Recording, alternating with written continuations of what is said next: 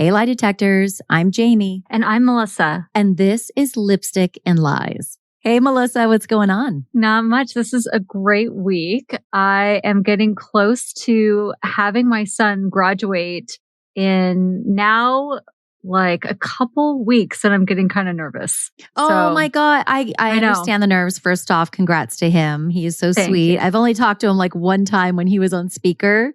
Remember he was giving us all that like social media advice, which I feel like he's definitely knows what he's talking about. But that's so exciting. I remember being a little nervous too, but like mostly it's like a feeling of relief. At least it was for me when my older kids graduated. Well, I think I feel relief about my son graduating, but my nerves are because I'm hosting the graduation party. Got it. And we're a blended family. So the ex-in-laws are coming to town and I totally relate to this. It's always like, I mean, once you have a couple glasses of wine, you're probably going to be fine. Then you're having it at your house on your territory. So I feel like everybody on that end will probably be like on their best behavior. Not that they wouldn't. I don't even know these people. Yeah, I think they'll be fine. And I'm not worried about their behavior. I'm worried about the awkwardness. You know, it's definitely, now we're years post-divorce and, you know, everything's been really amicable. But I mean, I haven't been in a party setting with my former in-laws, and I don't know if I'm meeting my former husband's new girlfriend or not. If she's going to be coming into the picture for this, I'm fine. Yeah, I mean, you're fine, but it's also that's the not knowing. Mm-hmm. So you don't know what to expect until these people walk in the door, and then you're like, oh, she is here or she isn't here. So that would give me a little bit of anxiety, not knowing whether she was going to be there.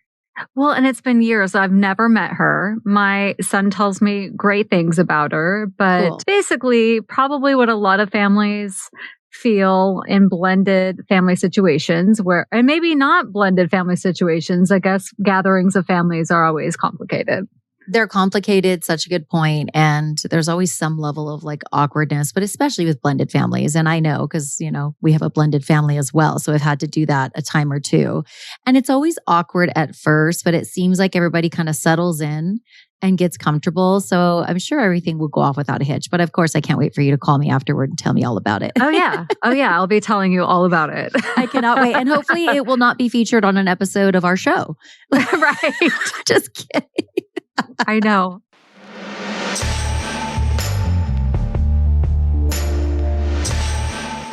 So, Melissa, if I say Texas stage mom and pom-poms, does that ring a bell for any somewhat notorious cases we grew up with? It doesn't. But I'm picturing Honey Boo Boo for some reason. We are definitely not covering Honey Boo Boo or Mama June today, but guess what? That's a future episode. Hold on, let me add that to my list. No, okay. So we're going to be covering a case that I know when I dive into the details, you're going to know exactly which one I'm talking about because you and I are about the same age, mid-40s, we're 90s kids. We grew up with this case. And I know it hit your TV screen because it was like, it made national news. So I cannot wait to dive into it. I know. Well, you'll have to excuse me because I don't know if you can notice anything different, but I recently had my Botox and I decided to go for the lip flip this time. And I've done it before. Have you ever done the lip flip? No, I've been hearing about a lip flip. And first of all, lip injections are incredibly painful. So I don't know how you're coping. So Botox is one thing. That's not painful. Like to me, it's like a 1 on the scale of 10 as far as pain. Now, lip injections would probably be a whole different thing. I've heard those are pretty darn painful. Actually, my friend actually passed out. But then I've heard other women go, no, they numbed me. And it was like a level 4 or 5 out of 10, which maybe I could handle. But no, the Botox lip flip is just a little like right above your lip. To me, it feels like almost nothing. But where I'm struggling, and I did this one time before, and I should have learned my lesson, but like being a podcaster, I have to talk into a microphone. It affects the way you talk. And like your lips move differently. So when I'm pursing my lips together. I'm really struggling right now because the Botox is still there. And I'm like, so I'm going to try not to say any P's during this presentation. Oh my gosh. It's hard. I'm glad to know your experience with the lip flip because that just came into my world. Like that, I've never even heard about it until just recently when I went to get my hair done and my hairstylist was telling me that she invests in lip flips. And I was like, what is that? Because I had lip injections and they're incredibly painful, even though they numb your lips. It's just really painful. So I've done it twice. I was thinking about doing it again, but I just don't want to go to the office and do it.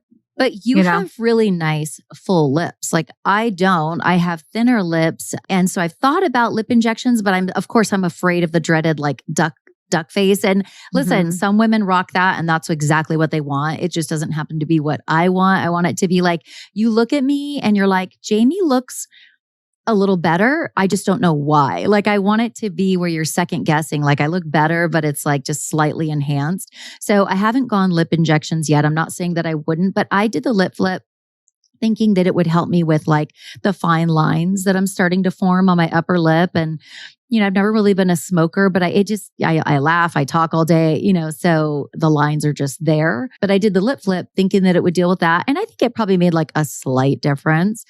And then it's also supposed to flip your upper lip up a little bit so that your lips appear like slightly bigger. I think that now that I've done it a second time, I'm really struggling to talk. And when I gargle, like with my mouthwash at the end of the night, it's literally flying out of my mouth because I can't explain it. You would have to just see it in action. But like the water or like the mouthwash just like pours out of my mouth when it's so embarrassing. So let me ask you this, Jami. I feel like as I've gotten older, I've wanted to experiment in different ways. I remember as a teenager, doing the makeover where you do different hairstyles and different, makeup looks. But now my makeovers are injections. Oh yeah. My makeover is like a needle, a laser, a chemical that peels my face off. But I love all of it. Like there's certain things that I just am like, I know about and I'm just super not into, but like there's other things that like bother me about myself enough to where I'm like, okay, maybe I would go and enhance that. I'm always trying to achieve the look that like I said, where you just look at me and you're like, dude, Jami just looks like refreshed, maybe a couple years younger. But to me, I really don't care. Like it's cool. I'm aging. I'm 45. I'm good with the little fine lines around my eyes and stuff. It's just that I don't want them to be like super prevalent. I want everything to just be like toned down a little, just slightly better. And I'll reassess in 5 or 10 years and see how much my face has drooped. And if I need a lower facelift, I'll go there. What do you think of women who don't fess up that they've done any work? Okay, this is a really good question. And it came up on one of my other podcasts where I talk about like viral trends and things on Trendvetters. But I have zero issue. Like for a woman who doesn't have like a big platform, like maybe you or me, I mean, maybe some people know us from our shows and from your TV work, but like we're not like J-Lo, right?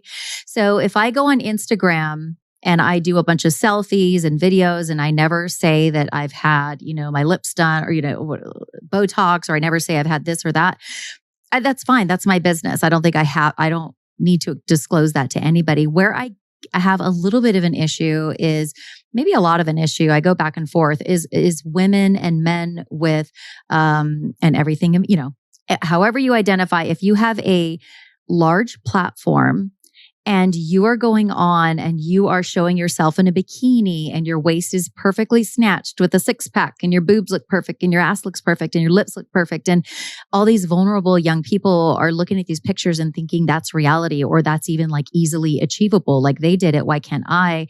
And they're feeling really bad about themselves.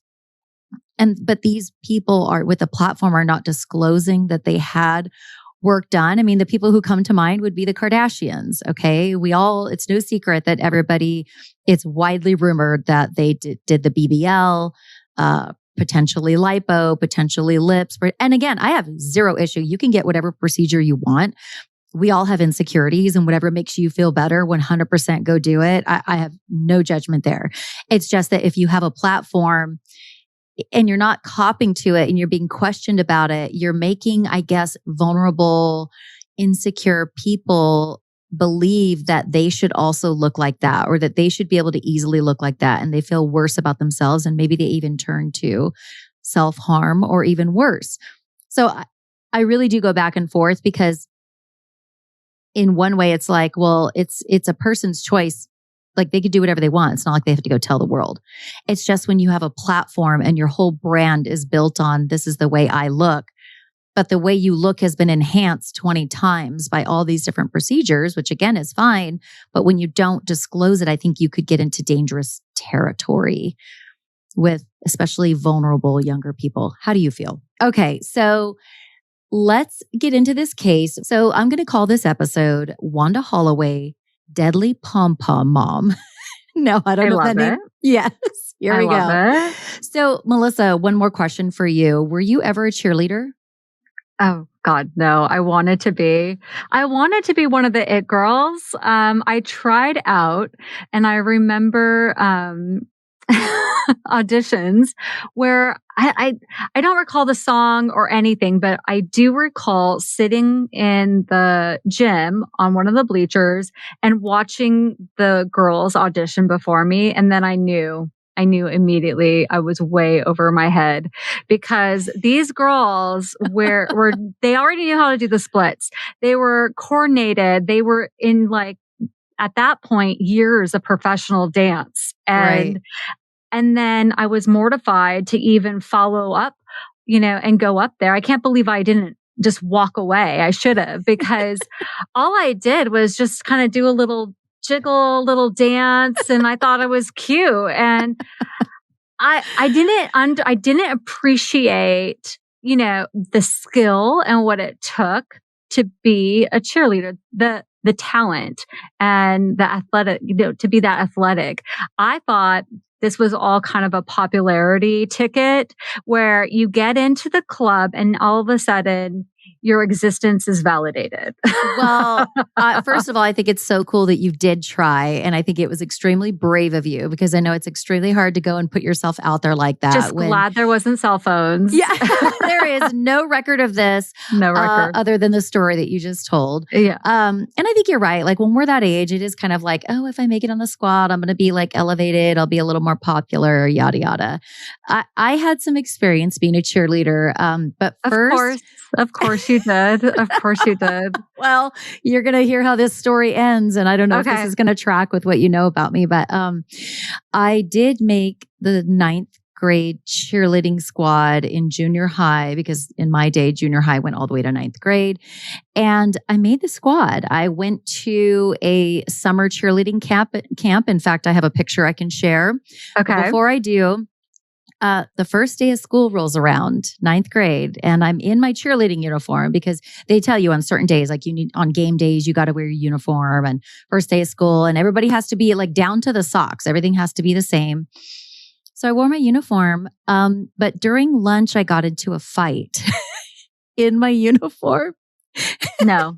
And of course, no. When I got, does that track? You don't know me yet. You don't know me yet, Melissa. I got pulled into the counselor's office, and I remember my counselor being like, okay, so Jami, you being in your cheerleading uniform.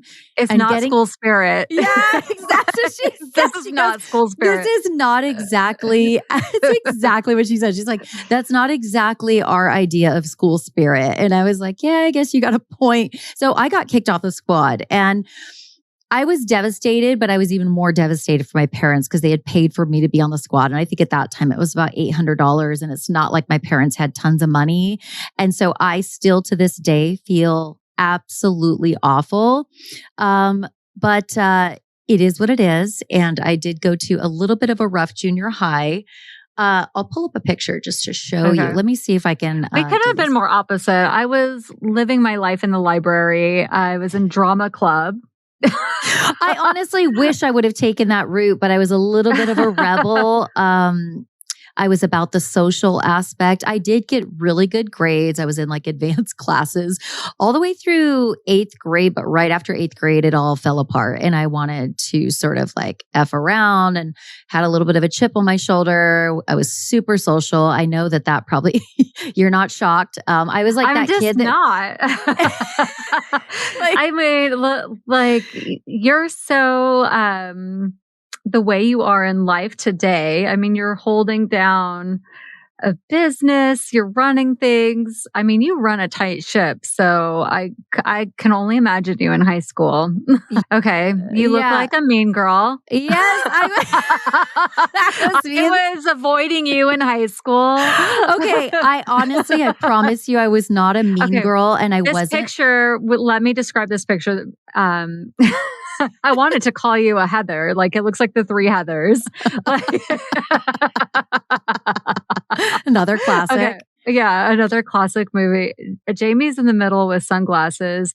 And of course, as they all do, they're all wearing matching t-shirts. And Jamie's giving this kind of like, fuck you attitude. I'm cool.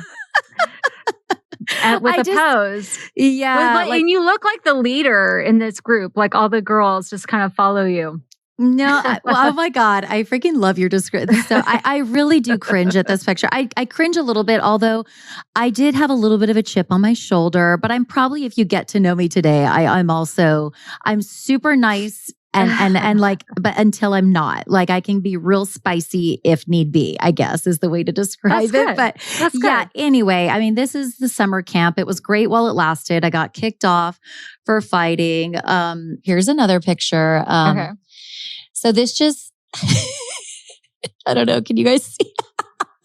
Oh my gosh. This is, look at like that. What is that necklace called? The shell necklace. Hookah shells. They were so popular in the 90s. You go to Hollister or Abercrombie and Finch. Yeah, this was probably like Wet Seal or like Miller's Outpost. And I think the shirt, it's like a striped like crop top. And I probably got it again at like I got everything at like Wet Seal, Guess, or Miller's Outpost. But yeah, this is free. I had like the burgundy lip liner with the freaking lighter lipstick. It was terrible. It was totally in. But you do look like you could be on Fuller House. Like not Fuller House. Well, that's the sequel. Full House. Yeah. You look like you could be on the original Full House. Oh, like, hey, what was her name? DJ? Oh my God. Oh, please. Oh, sorry. I don't want to but she's not my favorite. I'm not a fan, but I was a fan of her back in the day. So I would totally take that as a compliment. Yes. That's hilarious. Okay. I want to show, because you sent me a picture. And now here is a picture of you is this high school? Let's pull it up. Okay. It's up. Drama. You were in drama club. Yes. Oh my God. Okay. So describing this picture, you had like very full, beautiful blonde hair swept to the side. You have a really big smile. You look super happy to be there. Your shirt is like horizontal stripes with like little drawstrings. It looks like you got it at like, I don't know, one of those classic 90s stores that we all used to shop at. Like, I don't know where it would have come from, but you were absolutely adorable. And I freaking love that you were in the drama club. I loved it. I love drama club, and I was in choir. I was in all the arts. That was my path. That does not surprise me. Now that totally tracks with what I know of you today. You do seem like a creative person. But you're also like very zen. When I talk to you, you always seem very relaxed. You're very zen when you talk. Oh, yeah. Thanks. Yeah, I think I'm the opposite. Plus, I'm all jacked up on coffee right now, so that doesn't help. Okay, so that is so fun. Okay, so let's get into this story. Okay, I love our little cheerleading stories. All right, so a key source for this is going to be an episode that I watched of City Confidential. It's season 4, episode 6, Houston La Porrista. I don't know if it's a Spanish word, La Porrista. It's Porrista. Okay. I actually don't even know what the heck that means. So whoever's listening is probably screaming at their speaker going, it means this. So yeah, that was a key source, but I also have a few other sources because, when you watch these series about these old crimes, from the 90s, they don't really get all the details. So I had to fill in the blanks a little bit with other sources.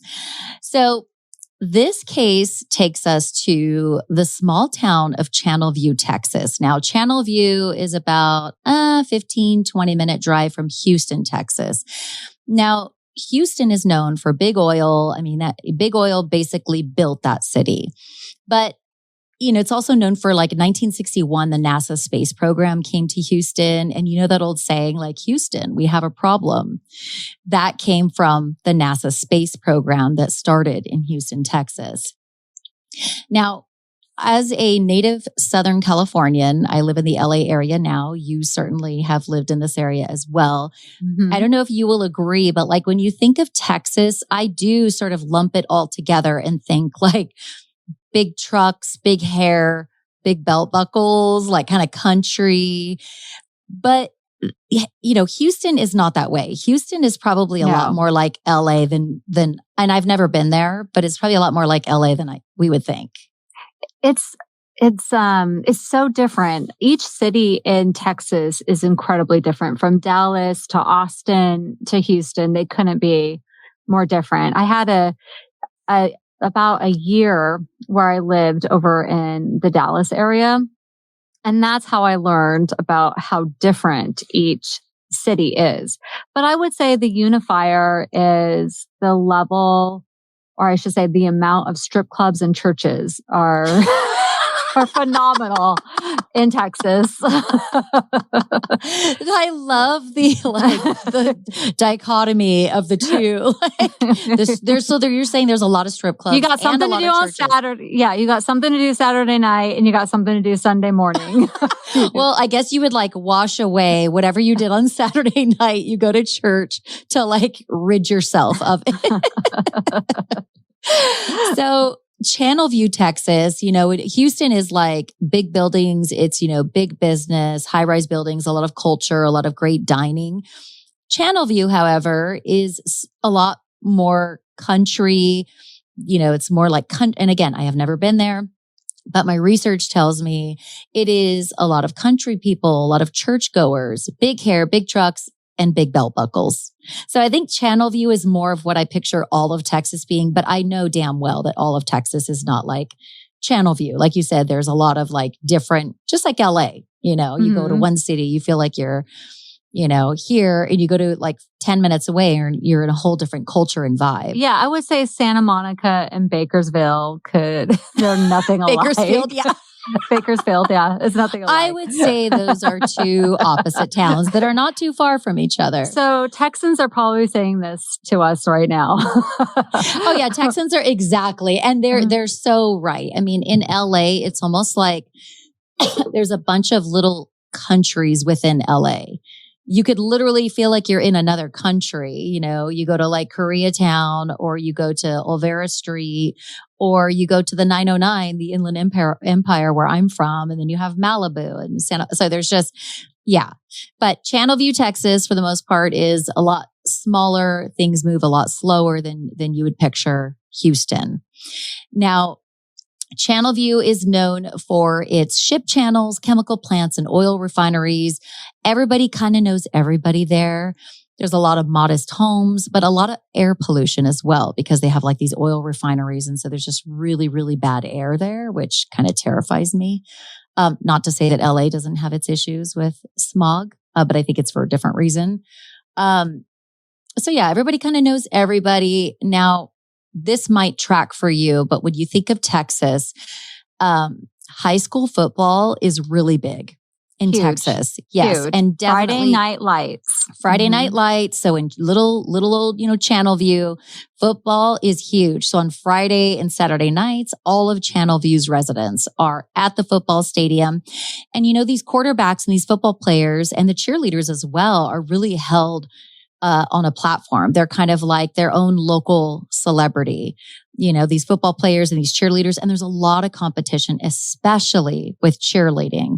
Every girl and of course I'm generalizing, but it seems like every young girl in Channelview, it's like they're born and bred to be cheerleaders. Like they come out of the womb and they've already got like a private coach or they're in gymnastics and they're like training to be a cheerleader someday. That is the way that it like seemed in my research, is like these girls, there's so many girls wanting to take the spot, but there's only just a few spots available. So the cheerleading structure in Channelview is very cutthroat. And sometimes if you have the means, parents in Channelview will spend a lot of money on private cheer and tumbling coaches. And there's, seem to be a fair bit of stage moms who are really aggressive about, my daughter will be a cheerleader and I will do everything in my power to get her on that squad. And like to your point earlier, you tried out for cheerleading, but you had no idea that all these kids before you have been training to do this from a very young age, and they're tumbling and twirling and getting professional coaching. That's what it's like in Channelview. Yeah, a lot of stage moms, which brings me to the main character of our story. Now I want to bring up another picture. I'm excited to see this character. Yeah, I think you will. Yeah, it'll bring her to life. Now, this is Wanda Holloway. Is she exactly as you pictured? Oh my gosh, the perm. The perm. The aggressive blush. And yes. The big earrings. I could just see, like, my mom had this hairdo, so I know how she did it. She permed it, and then you take this like banana comb and you frizz it out. Yeah, that's exactly. And you spray the Aquanet and it stays tight like a helmet all day long. Yes. And you're literally like highly flammable, by the way. And I'll describe her. So if you're listening to the podcast, I'm going to describe her. But the picture I've just shown, back in 1991, this was 37-year-old Wanda Holloway. She's only 37. It's the hairdo. The hairdo's aging her. The hairdo ages her. And I think that blush is in the skinny eyebrows, but I also was guilty of that in the 90s. But this was 37-year-old Wanda Holloway. She was living her best life at this time, though it didn't start that way for Wanda Holloway.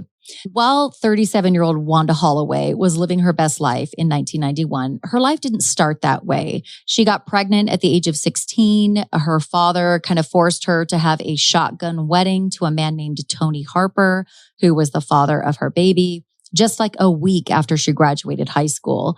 And she, in fact, graduated in 1972 from Channelview High School. So Wanda Holloway had a long history in Channelview. And you'll see as the story progresses, she stayed in Channelview and got into a lot of trouble in Channelview.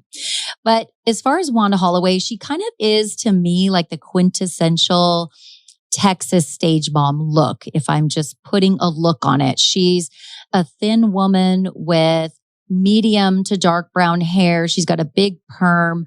Hair's about shoulder length, and it's just, like you said, backcombed with a banana comb as far as it'll go. And she's got that aggressive blush that almost looks red high on her cheekbones.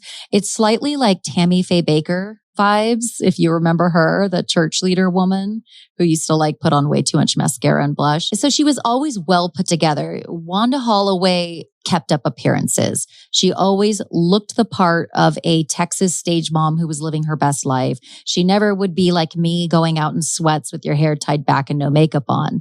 Wanda would always be like dressed to the nines, looking her best. Now, after high school, like I said, she had the shotgun wedding. From what I researched, her father was a refinery worker. He was an elder in the Baptist church, super strict, so much so that like Wanda Holloway, when she was in school, wanted desperately to be a cheerleader. But her dad took one look at the length of those cheer skirts and said, hell nah, like you're not going to be a cheerleader. Those skirts were too short. And I think this is sort of setting us up for Wanda's behavior with her own daughter, who was going to try out for the cheer squad. Okay. So Wanda went on to have another child. So she had the first child, Shane, when she was 16. Then she went on to have Shanna. So Shane and Shanna Harper. But in 1980... Oh, she's one of those parents that want to name their kids the same. alphabetical order. Yeah, I think Kris Jenner copied Wanda Holloway. Yeah. Her next child would have been like her next child would have been Sean and Shania. Yeah. Yep. Just keep it in the S family. Kept going.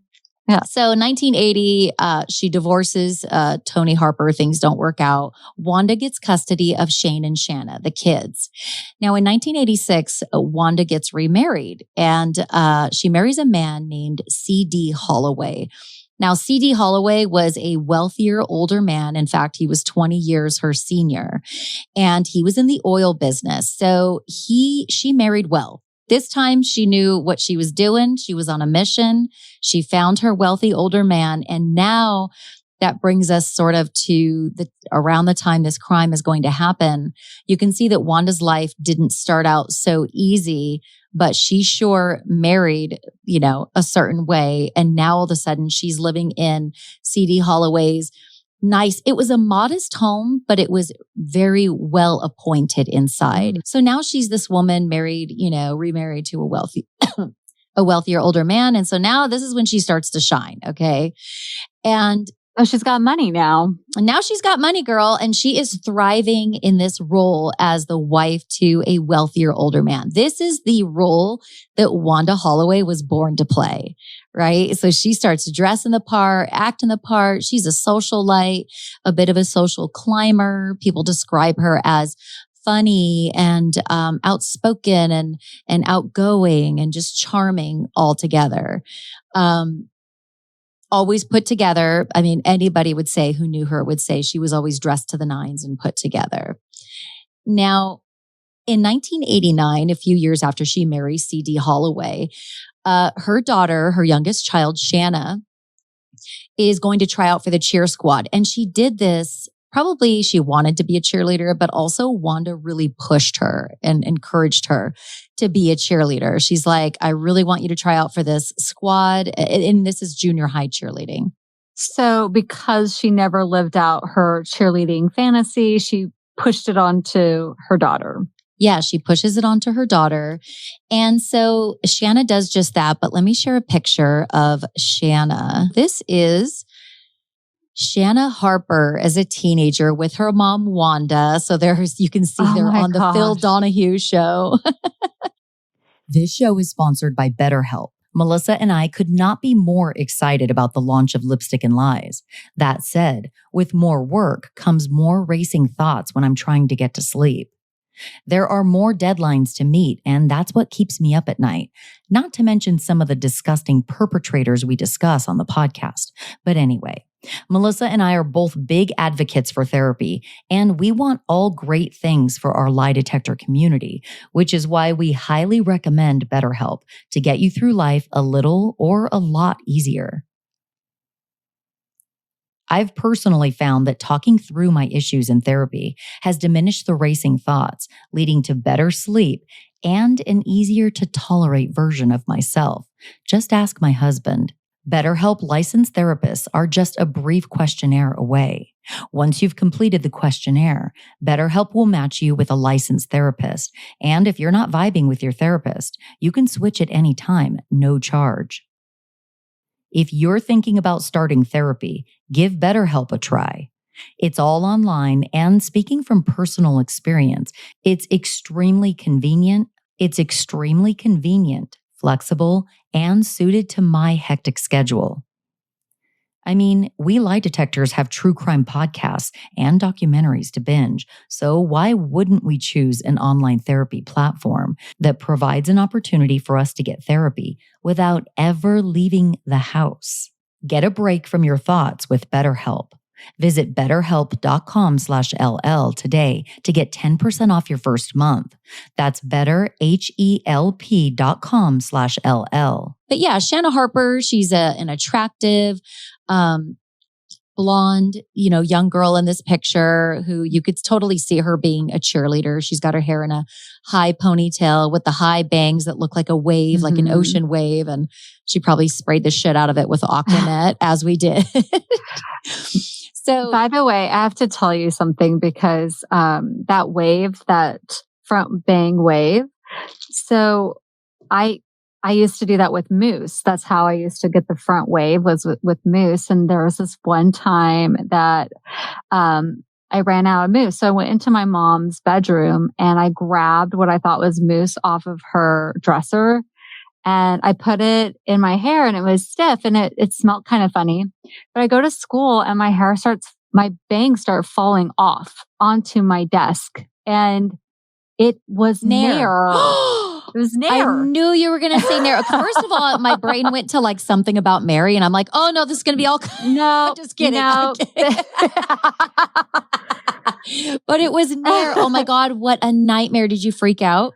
Yeah. And then thankfully, you remember when the fabric headbands came in and so you just pushed all your bangs back and in a headband? That style came in shortly after that. So I had these little stubs at the top of my head and I was able to cover them. But I'll just never forget. Like now I double check everything I grab. Obviously I have no Nair at my house, but when I saw her hair with those bags, it brought me a flashback. You just got super triggered by that hairdo. Yeah, and I totally understand why now. Thank goodness for your thick headband. I have actually those little singed parts right now. You can't see it because I slicked it down because I put my, that longe, I don't know how you pronounce it, longe or laonge hair tool. That's like, it heats up your hair and brushes it at the same time. And you can style your hair with it. Well, I guess it like got too hot and I did it on my bangs and it kind of singed. The shit we do for beauty. For beauty. Right. Okay. So of course, 1989, Wanda is encouraging Shanna to try out for the cheer squad at Alice Johnson Junior High. And it's around this time, it really does seem, I could not find a lot of information on the son, Shane. And it really does seem like he lived in the shadows of his younger sister. It does seem to me that like Shanna was the golden child and the one that Wanda was living vicariously through. She's going to make that cheer squad if I have to kill someone. There's lots of competition, as you can imagine. And one of the girls who was competition for Shanna Harper at the time was a beautiful teenager named Amber Heath. Now, let me show you Amber Heath. Okay. And Amber Heath and Shanna Harper were really good friends. They were childhood friends. They would spend the night at each other's houses growing up. Even the moms were friends. So this is Amber Heath. I couldn't find a good picture of her. They actually look alike. They look almost like sisters, I would think. Just one's brunette and one's blonde. Right. Like Amber Heath is, again, she's an equally attractive young girl. She's got brown hair. You can't see this picture, but she has like sparkling blue eyes and just like the quintessential girl who you know is going to make the squad. You know, she's going to, be very popular in school. And so this, Amber Heath, like I said, she was childhood friends with Shanna. They'd grown up together. Wanda and Amber Heath's mom, Verna, were very good friends as well. Everybody knew each other. And so Amber was also going to be trying out for this junior high cheer squad alongside Shanna. So they were kind of like each other's competition. But they were friends. And Amber came from a long line of cheerleaders. So Amber's grandmother was a nationally recognized cheerleader. I think she was like a tumbler. Her mother, Verna, also cheered on a high level. So like this girl was like destined. It's in her DNA to make this cheer squad. Now, around this time, Wanda was very involved in Shanna's life. I mean, she spent a ton of time at the school.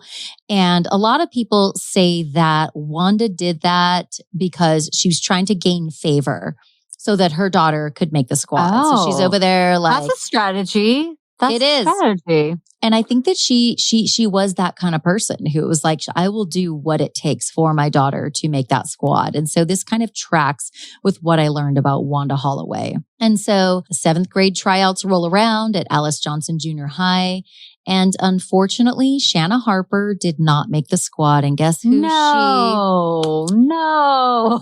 Guess who got chosen right before her? Yeah. Amber. Oh, no. So Amber Heath makes the squad and she inches Shanna out. Shanna, I think, got 3rd place or something like that behind Amber. So it was like really close. Shanna seemed okay with this, right? But Wanda, not mom. Oh, honey. Not mom. Wanda was pissed Wanda had worked her whole life for her daughter. She'd imagined it. She dreamt it.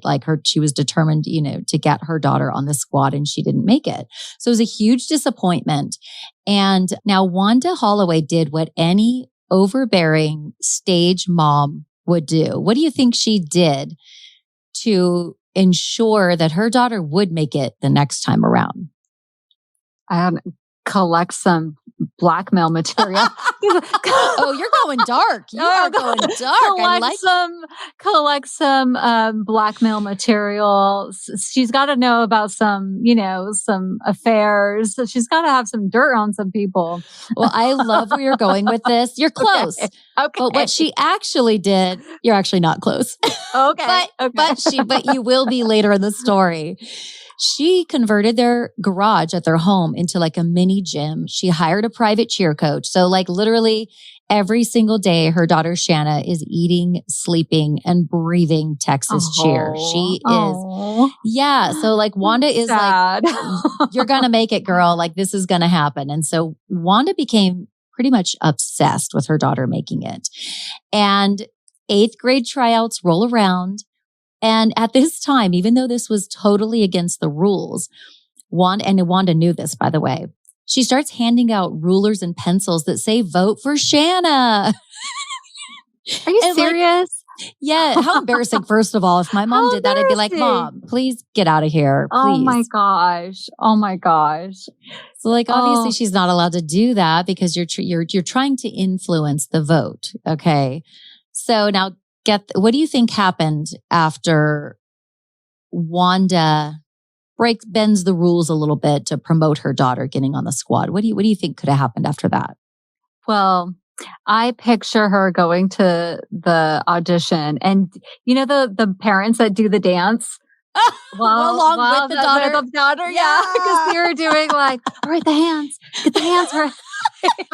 No, head up and smile. Yeah. I could see her just doing a dance, she knows the routine. I could see her doing that. Okay, that's the most innocent thing I see her doing. Okay, so, Wanda would have probably very much done that, what you just described, had she had the chance. However, she screwed her daughter over because Shanna got disqualified for her mom's actions. So Shanna was not even allowed to try out at the much anticipated 8th grade. What a relief, though. What a relief for her. This was the first year that she didn't have to do this. I mean, if she didn't want to do cheer, Can you imagine the pressure behind her? But she automatically was disqualified because of her mother. And so she got a year break. Well, maybe. Yeah. Maybe she didn't get a break. Right. Well, do you ever get a break from Wanda Holloway? I just can't imagine. No. This lady is persistent. No. So, again, this is probably a huge disappointment for Shanna. Maybe not. Maybe it was a welcome break. But can you imagine? Okay, talk about pressure. Can you imagine the pressure cooker that was going on in Miss Wanda's brain at this point? Can you imagine the anger that this brought up in her? All the money and the time that she spent getting her daughter ready for this very moment, and her actions to bend the rules got her daughter disqualified. So she couldn't even try out. And who do you think makes the squad again? Amber. Right. So Amber just blows past everybody. She makes the squad once again. And by this point, Wanda Holloway is absolutely fuming. So much so that she cuts off all contact with Verna Heath, Amber's mom. And Shanna and Amber Heath are no longer allowed to be friends because we're done. We're not going to carpool anymore. We are not doing sleepovers. We are done. So now Verna Heath and Amber Heath are enemy number one for Wanda Holloway. I don't think this was the case for Shanna, but she probably was just sort of pressured by her mom to end the friendship with Amber. So I'm hoping that Amber and her snuck away at lunch and still were being friends behind mom's back. Yeah, hey, my mom's kind of a bitch. I'm sorry. Yeah, sorry about my mom. Yeah, sorry about the rulers and pencils. And I'm sorry, just literally everything. I would be the grand apologizer for my mom if my mom was Wanda Holloway. How embarrassing. I just can't even imagine that I would, now I don't know their dynamic if it was different than me and my mom, but I would have just been Mom, I love you, but please do not step foot on my school campus. You are really killing me with your overbearing stage mom vibes. Like you are very much embarrassing me. Get out of here.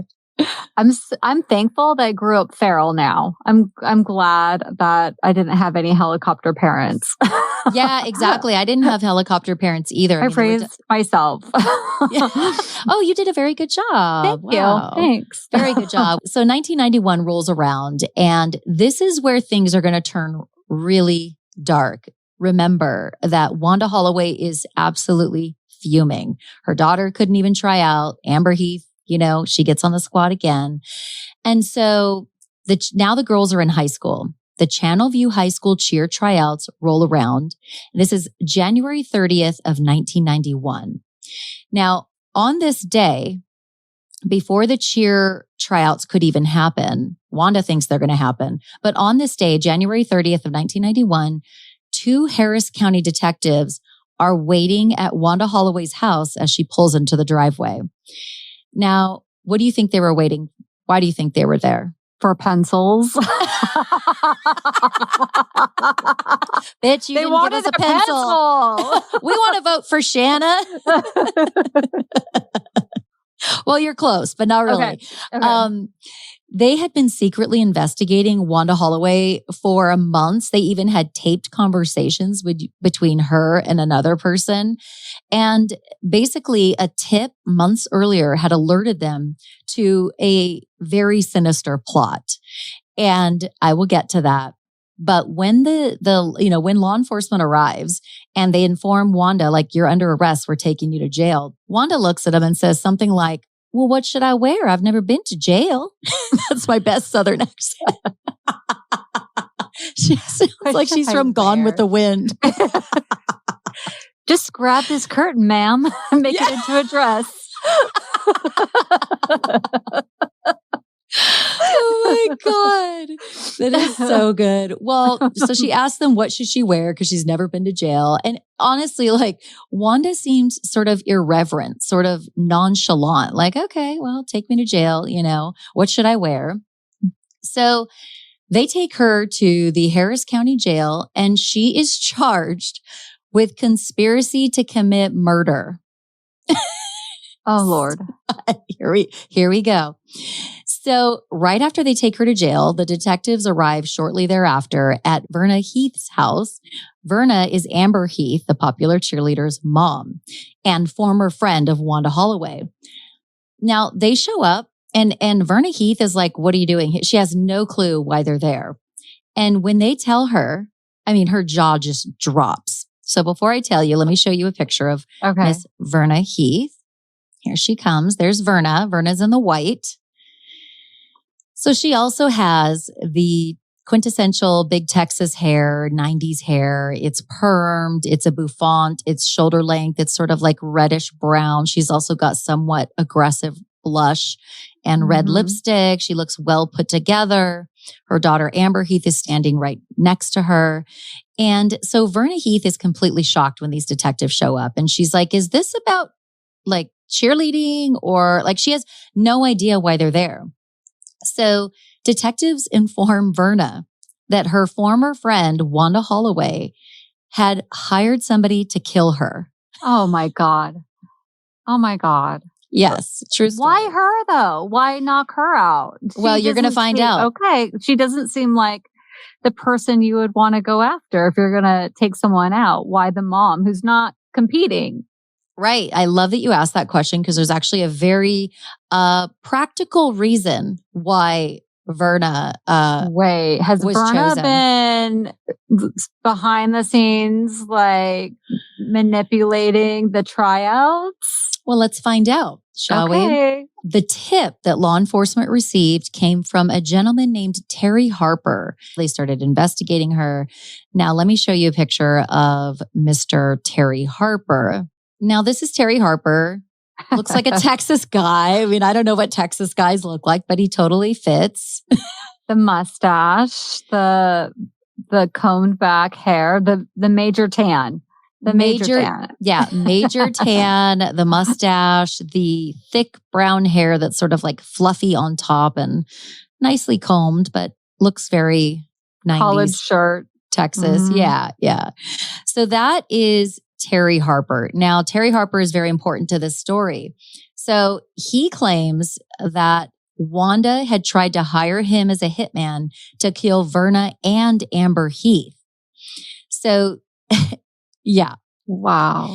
So basically, and this story got national attention, right? It's like the I'm not recalling this story. I don't know why. I've never heard this story before, but this is good. This is interesting. Okay, I do really remember this story. I didn't remember the details. Because you were a cheerleader. If I was a cheerleader, I would know the story, but I wasn't in that group.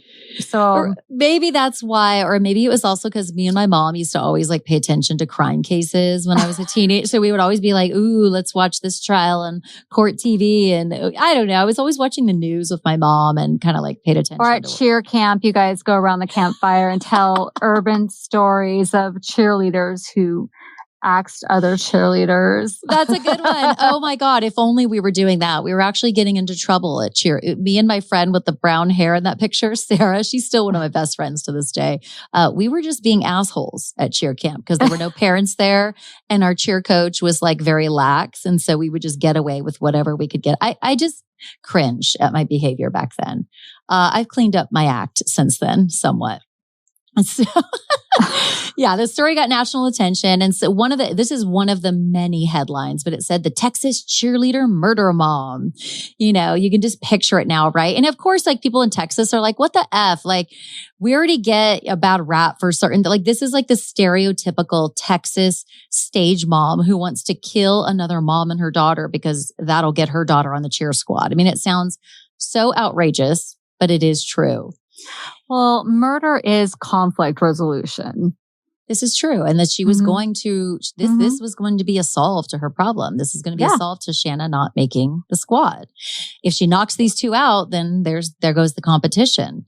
So, basically in August 26th of 1991, the trial of Wanda Holloway begins. It's the state of Texas versus Wanda Holloway, and she is on trial for solicitation of capital murder.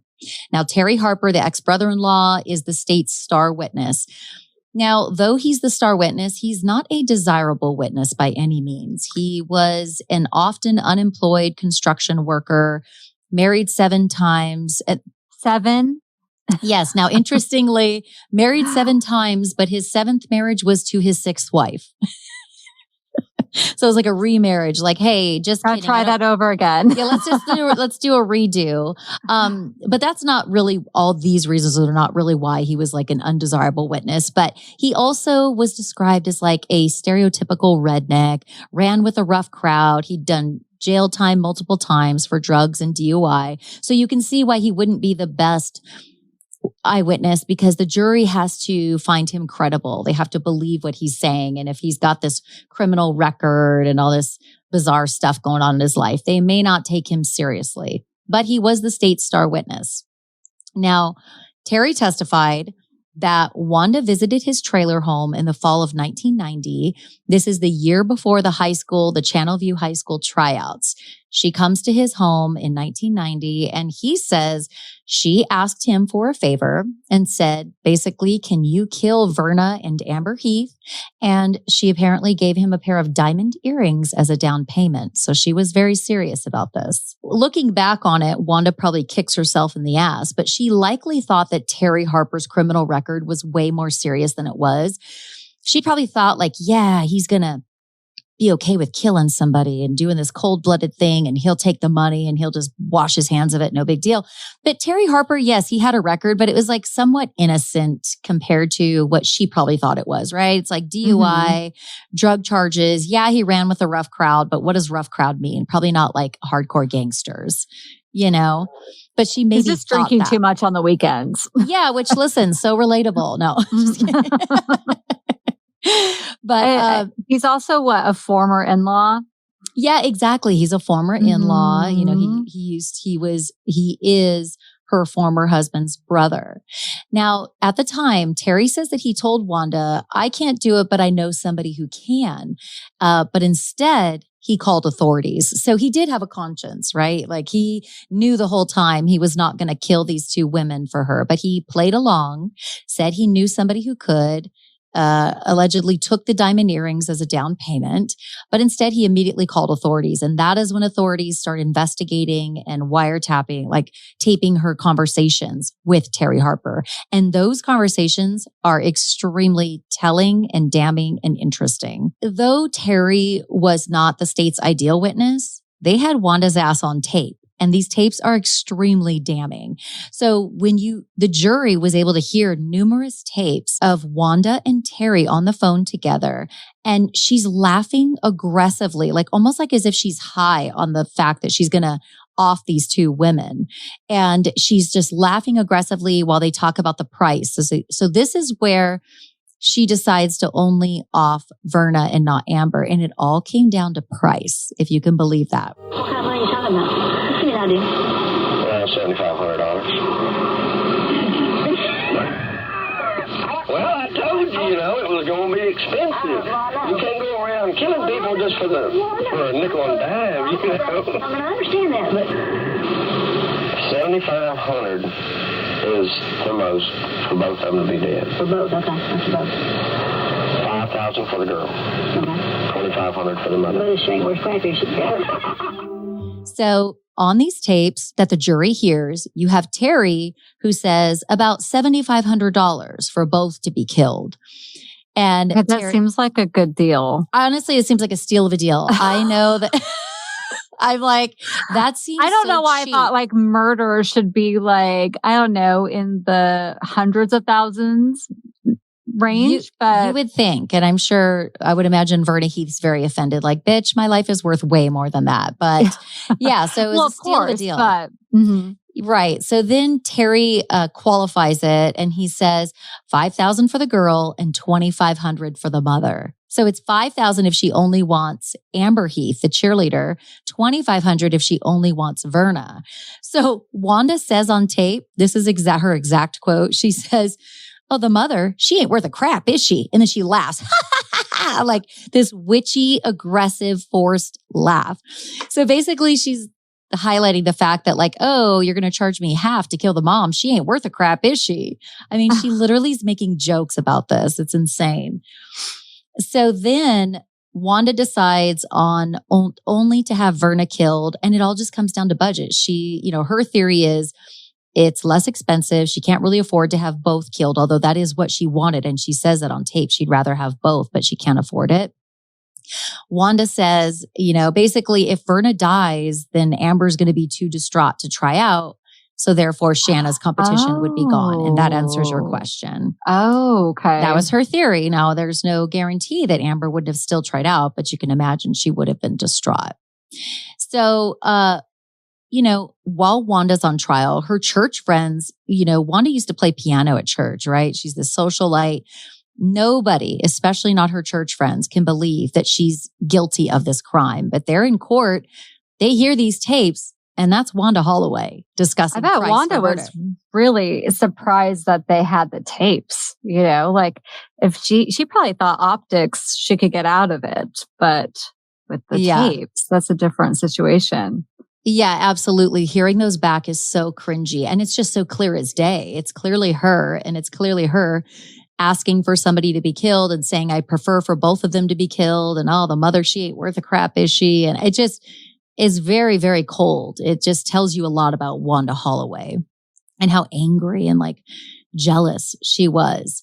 So the defense knows they have an uphill battle. Basically, the defense is claiming that Terry Harper and Wanda's ex-husband, Tony, made the entire thing up just so Tony could get custody of the kids. That was their theory of the crime that they presented to the jury. Okay. So the defense is saying that Wanda had told Terry, the guy who called in the tip, her ex-brother-in-law, that Wanda had told Terry to leave her alone several times, but he just kept harassing her.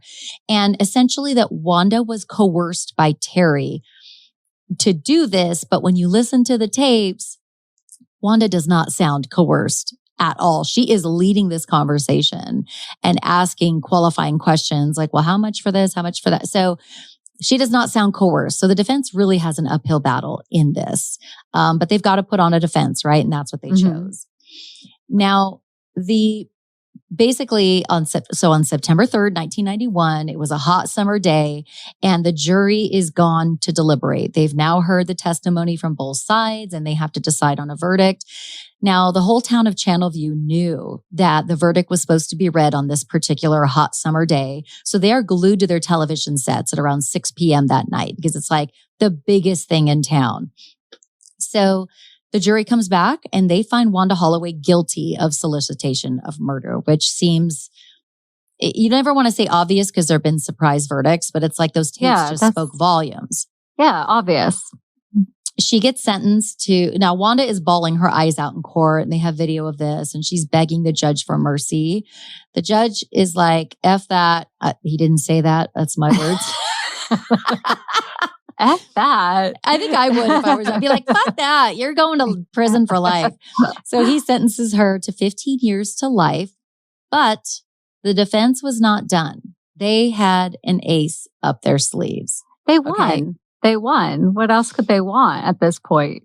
Well, the prosecution won because she was sentenced to 15 years to life, but the defense had one more ace up their sleeve. Oh, sorry, not the prosecutor. The defense had an ace up their sleeve. Sorry. Okay. Well, I didn't qualify. But yeah, the prosecution essentially got what they wanted, 15 years to life. However, the defense is like, hold my beer. Here we go.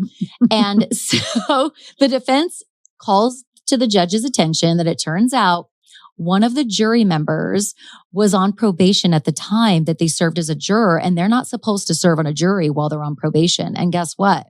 Wanda got lucky. Wanda gets lucky. The entire verdict gets thrown out over that one juror. So that was a really good move by the defense. Now, of course, Verna Heath, whose life was at stake here, felt completely robbed. Like this was just taking advantage of a legal loophole.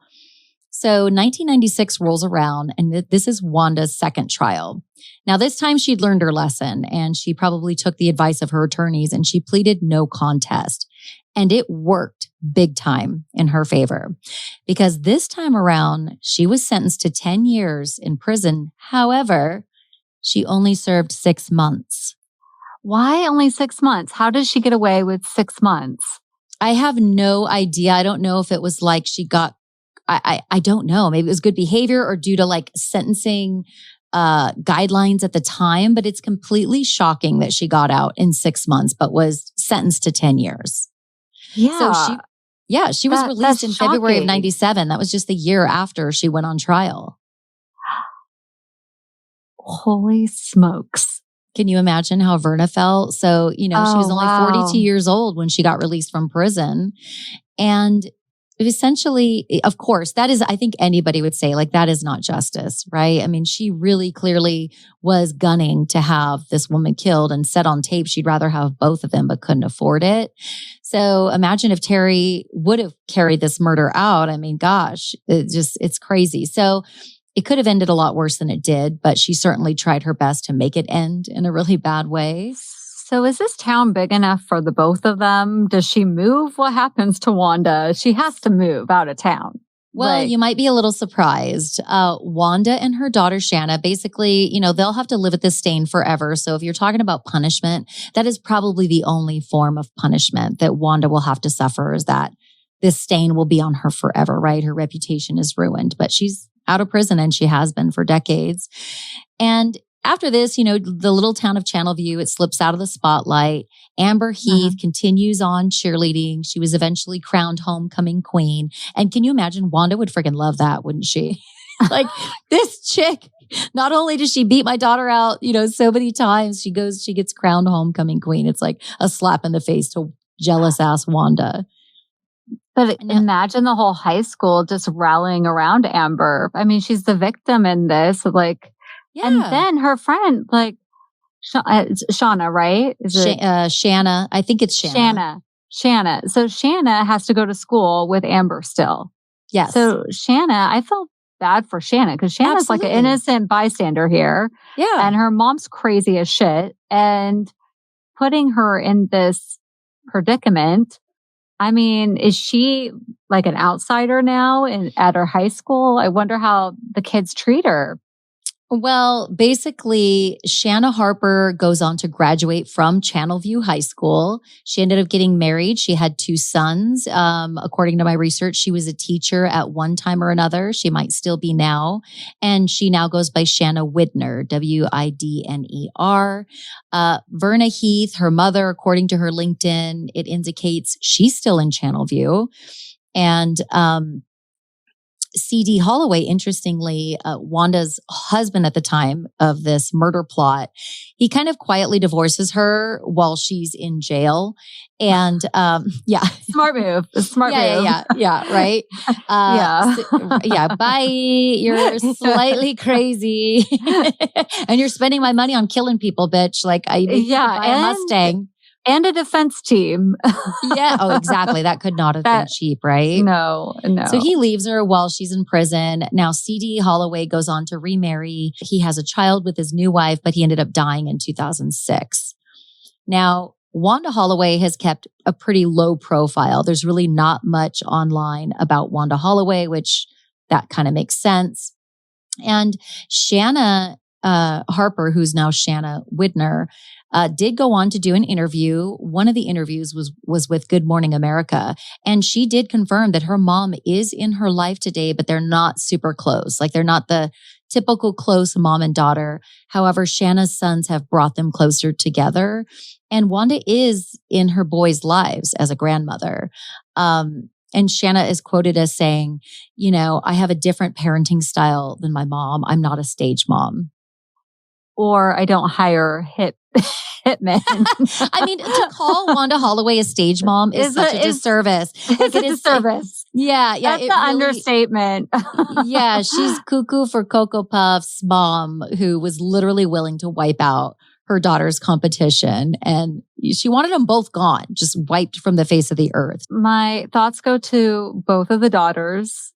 Well, first of all, I'm so glad you told me about this case. This case is crazy. Like, it really is crazy.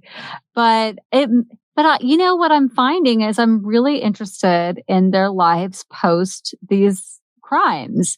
I'm wondering how these family dynamics stay together or not, or if they should even stay together. Can you imagine Shanna Shanna. I think it's Shanna, Shanna, but Shanna, if Shanna goes to her therapist, like, tell me about your past. And her saying to the therapist, well, my mom tried to, kill my best friend's mom and my best friend. And I still want to have a relationship with her. Well, and, family dynamics are so complicated, as you know. Oh, I know.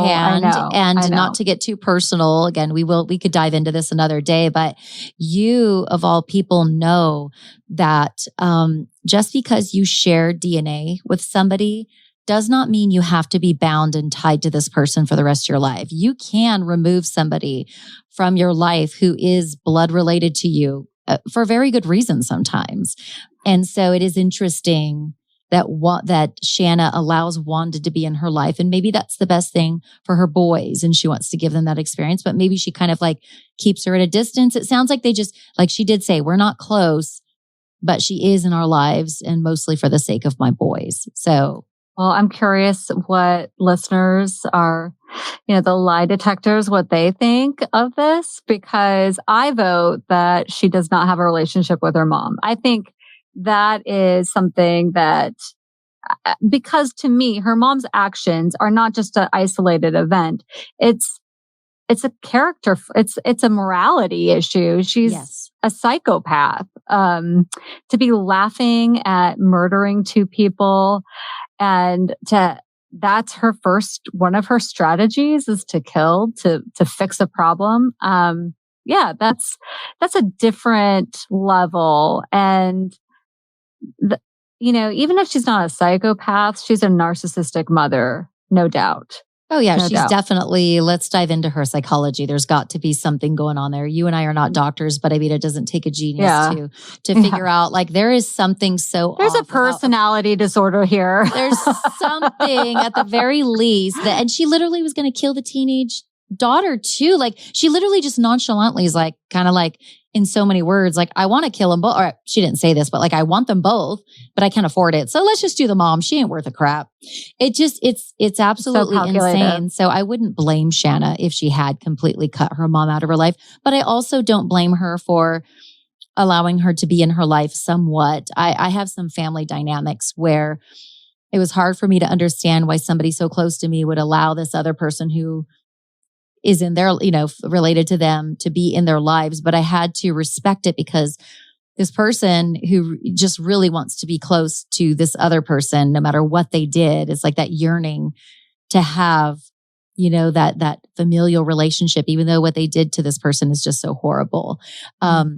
So family dynamics are complicated. We all have some level of this. Now, I don't have anybody in my family who tried to murder for hire for cheerleading, but that is just on another level. But I am curious to hear what the lie detectors think, what they, do they have any empathy for Wanda? Do they think that, Terry, do they think that Wanda would have really let Terry go through with it?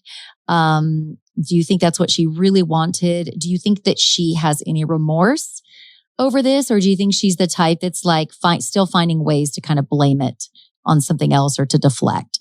So interesting case, but I appreciate you sitting with me and listening to this crazy story. All right, lie detectors, we want to hear your hot takes on this case. What are your thoughts on one-upper Wanda?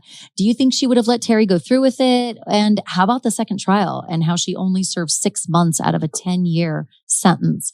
Also, what's your experience with cheerleading, lie detectors? We want to know, like, have you been a part of this whole cheerleading thing, the competition and the popularity and the intense competition? Tell us your cheerleading stories. Follow us at Lipstick and Lies on Instagram and TikTok to chat with us and suggest cases for us to cover on the podcast.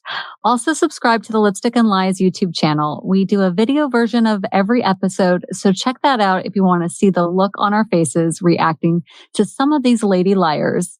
And if you enjoy Lipstick and Lies, please rate and review the show in any podcast app. And we would just be so grateful if it was 5 stars that you gave us. And listen, lie detectors, we all know that crime is usually a good old boys club, but sometimes the truth lies behind lipstick. Thanks for listening, lie detectors. We'll see you in a couple of weeks for a brand new episode. Bye. Bye.